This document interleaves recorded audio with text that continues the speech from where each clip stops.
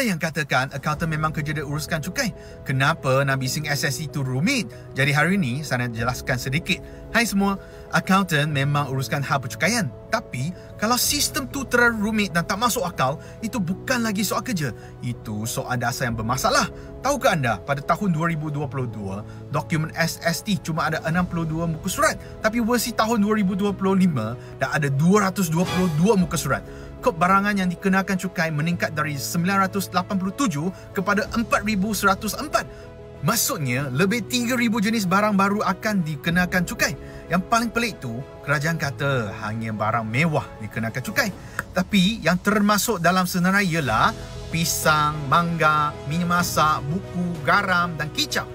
Ini barang mewah ke? Sebagai profesional, akaunten boleh kaji. Tapi bayangkan, peniaga kecil, SME atau pengguna biasa. Macam mana nak beza mana yang kena cukai 5%, 8%, 10% atau dikecualikan? Itu yang buat sistem ni jadi terlalu rumit, terlalu mengerilukan.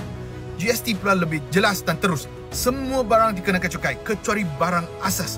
Kadar satu saja. Tak perlu semak senarai beratus muka surat. Sistem lebih senang diurus dan kurang-kurang lagi cukai. Jadi tolonglah, jangan cakap kata tak boleh bising sebab ini kerja dia.